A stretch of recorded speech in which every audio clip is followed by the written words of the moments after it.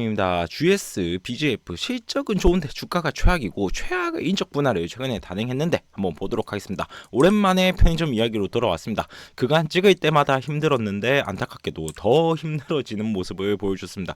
정말 두 기업 모두 역사적 최고치, 최저치에 있는 모습이고 편의점이 안 좋았냐? 아닙니다. 계속 성장을 해가지고 24년도에는 매출액 기준으로 역대 최고치를 갱신을 했습니다. 심지어 그 비싼 거를 파는 백화점 매출을 넘어서서 편의점 매출이 30조 정도가 추정이 되는데 유통업에서 차지하는 매출 역시도 이제 편의점이 백화점을 뒤엎는 그런 놀라운 일을 펼쳐줬습니다. 편의점 강국 이제 더 이상 일본이 아닙니다. 한국입니다. 과거에는 뭐 1인당 점포수를 넘어섰다라고 있는데 이제는 점포수 자체를 일본은 줄고 한국은 늘면서 점포수도 이제 한국이 더 많습니다. 뭐 왜 이렇게 많나? 우리나라 1인 가구 많아서도 있지만 일본도 1인 가구가 많은데 우리나라는 조금은 씁쓸한 게 희망퇴직이 너무 많다 보니까 이제 치킨집 하는 것보다 야 이거 닭도 튀겨야 되고 너무 힘들다. 편의점 창업하자. 창업 비용도 나름 합리적이다. 라고 해서 편의점으로 엄청나게 몰리고 있다고 합니다. 너무 많기 때문에 편의점이 개인적인 입장으로서 봐서는 쉽지가 않다고 합니다. 갈아 넣고 내가 거의 알바 이상으로 일을 해도 남는 돈이 300만 원 수준이고 제 지인 중에서도 오픈을 하셨는데 하루 종일 일하셔서 알바 수준으로 남는다고 하셔서 결국에는 하다가 접긴 하셨습니다. 아무튼 이런 편의점 전성시대 속에서 국내는 GS, CU 양강 독주 체계입니다. GS, CU가 계속해서 이 점유율을 안 깨고 있고 이마트랑 세븐일레븐은 지지부진한 모습을 보여주고 있습니다. 영업이익만 놓고 본다면 GS 편의점 사업부만 딱 떼서 본다면 2022년 기점으로 이제 드디어 BGF, CU가 역전을 하는 모습을 보여줬습니다. 그렇다면 지금 1등 BGF 리에이트의 실적 같은 경우에는 좋습니다. 이게 3분기까지니까 4분기까지 연간으로 본다면 충분히 작년도 매출을 뛰어넘고 영업이익 같은 경우도 소폭이긴 하지만 역대 최고치를 갱신을 한다라고 하고 있습니다.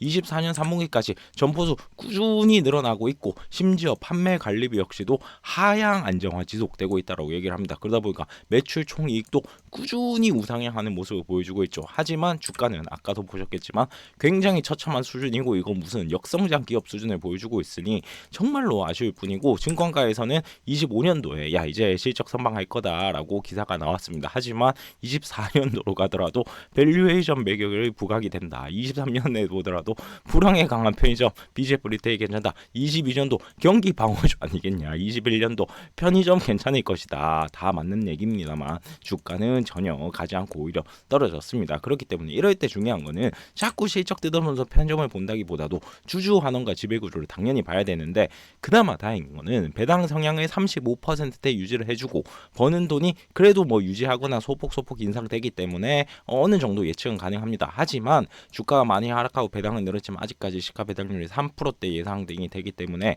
이미 폭풍 성장은 끝난 회사가 3%대 살짝 아쉽긴 합니다. 코카콜라가 한 2에서 3% 나오는데 코카콜라 살래 BGF 리테일 살래 약간 명확해지는 것 같습니다. 그리고 경영이 걸린 지배구조 이게 정말로 무섭습니다. 뭐 경영을 어떻게 저떻게 하네 차남이 하네 장남이 하네 하고 있는데 뭐 그것보다도 제일 중요한 부분은 BGF 리테일이 지금 BGF 에코 머티리얼즈한테 400원이 간접 지원하는 모습이 되고 있습니다.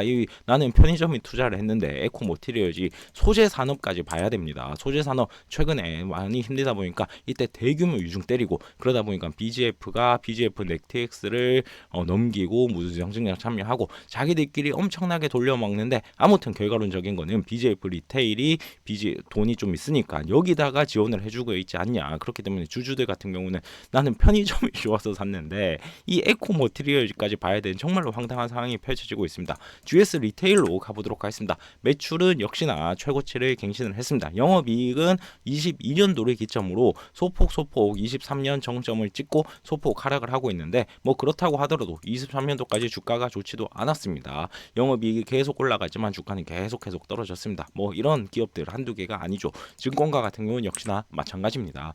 24년도 편의점 야 이거 좋다. 23년도 심지어 유통업종 내 최선호주다. 목표가 올린다. 요때 나왔던 얘기가 야 요기요 인수 맞나? 22년도엔 요기에 대한 의문이 있기는 했습니다. 21년도로 가더라도 야 구조적으로 성장 가능한 유통업이다 라고 했습니다. 아무튼 전반적으로 편의점이 좋으니까 괜찮다라고 하는 게 대세였는데 역시나 편의점은 좋았습니다. 24년 3분기를 보더라도 편의점은 계속해서 올라갔고 그러다 보니까 매출액 올라가고 영업이익도 나쁘지 않은 모습을 보여줬습니다. 근데 전체 실적으로 보면 영업이익이 급감하는 모습을 보여주는데 여기가 요기요 지분평가가 굉장하다고 합니다. 유통사업 본업 편의점 슈퍼 같은 경우는 쭉 올라가고 슈퍼도 쭉 올라가고 괜찮습니다. 합병한 GS 홈쇼핑 같은 경우는 홈쇼핑 자체가 사양산업이긴 해서 뭐 사실 어쩔 수 없습니다. 하지만 그래도 1년에 영업이익을 한 500에서 600억 정도 내보고 3분기에도 186억을 내주기 때문에 나름 캐시플로우에서는 긍정적인 모습을 보여주고 있죠. 본업 홈쇼핑은 괜찮지만 아까도 얘기 드렸듯이 개발 기타 부분에서 적자 폭이 더 심해지면서 3분기에만 적자가 250억 가까이 나는 모습을 보여줬습니다. 결정적인 게 그리고 유명한 게 요기요죠. 요기요 배달의 민족이 이제 점유율이 60%가 깨졌다고 합니다. 쿠팡이츠가 엄청 치고 올라왔는데 24년 3월달에 순위를 역전하고 요기요 같은 경우는 3등에서 점점 멀어지고 있습니다. 21년도에 GS가 요기요를 8천억 원에 인수를 했습니다.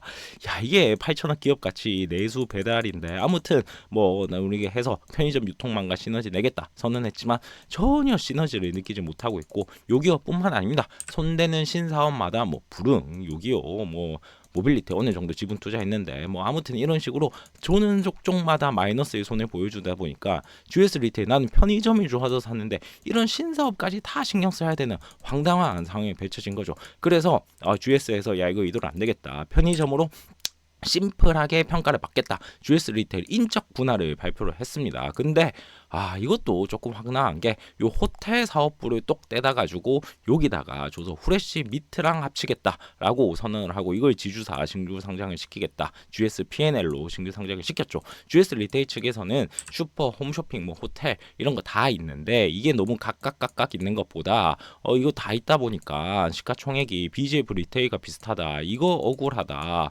앞으로 잘 해보겠다라고 했는데 아니 그렇다고 해도 뭐 여기 투자 사업부 이런 거를 분할시키는 것도 아니고 사실 이거 분할시키면 캐시플로우가 없으니까 당연히 못하겠죠. 캐시카고 돈을 그렇게 잘 벌던 호텔 산업을 24년도 1분기에 호텔 영업이 240-30이었고 전체 중에서 30% 되는 이 호텔을 떼내겠다고 하니까 말이 안 되죠. 여기서도 보면 하필 요거 그래도 알짜 사업부 예를 떼서 준다는데 아무리 인적 분할이라고 하지만 야 이거 너무 황당했던 것 같습니다. 그리고 본인들이 이 GS샵 얘는 뭐 누가 합치라고 하지도 않았습니다. 본인들이 21년도에 홈쇼핑을 합쳐가지고 이제 종합유통기업 되겠다라고 했는데 전혀 되지 못하고 쪼그라드는 존재감 합병 시너지 전혀 볼 수가 없었죠. 요기요도 그렇지. 그렇기 때문에 이거 뭐 본인들이 합쳐놓고선 다시 떼내야 재평가 받는다고 하고 황당하죠. 이런 상황에서 인적 분할이니까 괜찮다. 호평했다라고 증권가는 얘기를 하고 있습니다.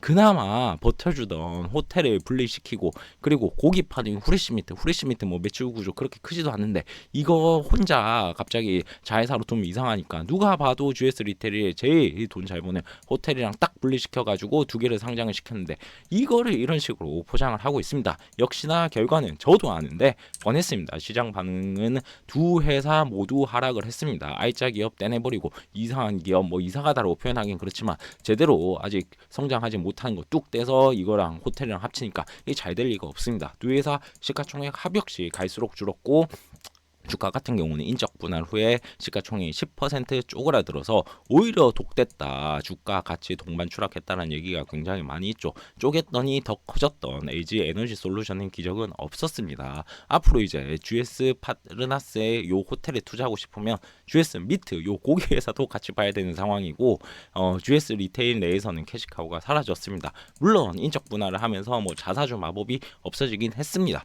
하지만 그럼에도 불구하고 쪼개고 서로 서로 교환하고 가족 경영하는 게 대표적인 회사가 GS인데 이게 정말 주주를 위한 걸까 의문인 상황이고, 주주 환원 역시도 BGF 리테일에 비해서 더욱 처참합니다. 시가 배당률 역시도 뭐 1에서 2% 예상이 되고 있고, 배당 성향도 오락가락하니까 이거 정말 알 수 없는 상황이죠. 그래도 희망을 갖고 편의점 계속 잘 될까 본다면 그래도 사실 4개사 중에서 GS랑 CU가 정말 요런 PB 상품들도 잘 내놓고, 그래서 마진율도 개선하고 가성비 점심도 가장 잘 만든 건 있는 건 사실입니다. 양강 이유가 있죠. 그리고 해외 진출도 잘 하고 있습니다. 전체 점포수도 굉장히 느는 모습을 보여주고, GS, CU 이제 거의 두 개 합쳐서 1000호 시대다. 물론 해외 점포수 같은 경우는 아직까지 전체 점포수의 5% 미만이기 때문에 이게 뭐 매출 대세에 엄청난 효과를 준다, 지금 당장은 아닙니다. 그리고 유통망 자체가 좀 부족하기 때문에 아직까지는 적자라고 해요. 그래도 이상한 신사업을 하는 것보다는 정말로 이런 글로벌 편의점 회사가 되는 게 훨씬 낫죠. 이렇게 쭉 잘 되면 어디냐? 바로 세븐아이 홀딩스입니다. 시가총액이 60조 정도고, 주가도 흐름도 굉장히 GS나 BGF에 비하면 좋은 모습을 보여주고 있습니다. 하지만 근본적인 의문은 BGF든 GS든 실적이 아무리 좋아져도 이런 황당한 지배구조 속에서 2차전지 소재 사업까지 내가 생각을 하면서 투자하는 게 가능할까라는 생각이 들긴 합니다. 최종 화면에는 알리와 손잡은 이마트 정말 안 좋은 상황인데, 보신 분들 꼭 보셨으면 좋겠고, 천호개미 구독, 좋아요 부탁드립니다.